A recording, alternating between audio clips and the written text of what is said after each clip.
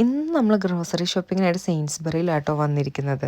അകത്തേക്ക് കയറി ഒരു ട്രോളിയും എടുത്ത് ഒറ്റ കയ്യിൽ ഉന്തിക്കൊണ്ട് മറ്റേ കയ്യിൽ ഫോണും പിടിച്ച് വ്ളോഗ് എടുക്കുന്ന പ്രഹസനോട്ടോ നിങ്ങളീ കണ്ടുകൊണ്ടിരിക്കുന്നത്.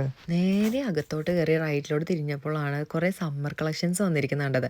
പിന്നെ അതിൻ്റെ ഇടയിൽ കൂടെ പോയിട്ട് അതും ഇതൊക്കെ എടുത്ത് നോക്കി, തിരിച്ചും മറിച്ച് നോക്കി, പിന്നെ വേണോ വേണ്ടിയോ എന്നൊക്കെ കുറച്ച് ആലോചിച്ചപ്പോഴാണ് ക്ലിയറൻസ് സെയിൽ എൻ്റെ കണ്ണിൽ പെട്ടത്. പിന്നെ ഞാൻ ഒന്നും നോക്കിയില്ല, അതവിടെ എടുത്ത് വെച്ചു. ഏതെങ്കിലും പാവപ്പെട്ടവൻ എടുത്തോട്ടെന്ന് കരുതി. അപ്പോഴാണതേ ഇവൻ എൻ്റെ കണ്ണിൽ പെട്ടത്. ഒന്നേ ചോദിച്ചോളൂ, പോരുന്നോ എൻ്റെ കൂടെയെന്ന്.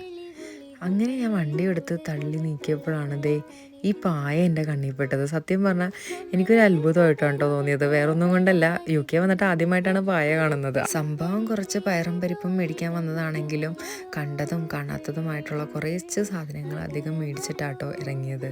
പണ്ട് വീട്ടിലായിരുന്നപ്പോൾ എന്ത് സുഖമായിരുന്നു.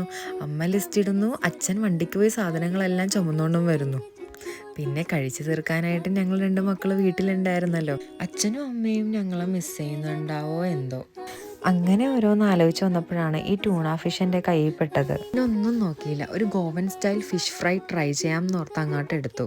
പിന്നെ ഒന്ന് സൈഡിലോട്ട് നോക്കിയപ്പോഴാണ് നമ്മുടെ അയിലമത്തി, ചൂരകാരി, കണവക്കിളിമീൻ, കൂരിക്കരിമീൻ, തമ്പുരാൻ അറിയതൊക്കെ ഏത് മീനാന്ന് ഫുൾ ഇംഗ്ലീഷിൽ എഴുതി വെച്ചതുകൊണ്ട് ട്രാൻസ്ലേറ്റ് ചെയ്യാനുള്ള മടി കൊണ്ടും ഞാൻ നോക്കിയില്ല. പിന്നെ കുറച്ച് നാരങ്ങയും എടുത്തു. അമ്മേനെ ബോധിപ്പിക്കാനായിട്ട് കുറച്ച് പച്ചക്കറികളും എടുത്തു. അമ്മ വിചാരിക്കട്ടേന്നേ ഞാൻ പച്ചക്കറികൾ കഴിക്കുന്നുണ്ടെന്ന്. ചുമ്മാ പറഞ്ഞേട്ടോ, ഞാൻ പച്ചക്കറി കഴിക്കാറുണ്ട്. അങ്ങനെ വണ്ടിയുടെ ഭാരം കൂടിയപ്പോൾ ഞാൻ ആ പരിപാടി അങ്ങോട്ട് അവസാനിപ്പിക്കാൻ തീരുമാനിച്ചു.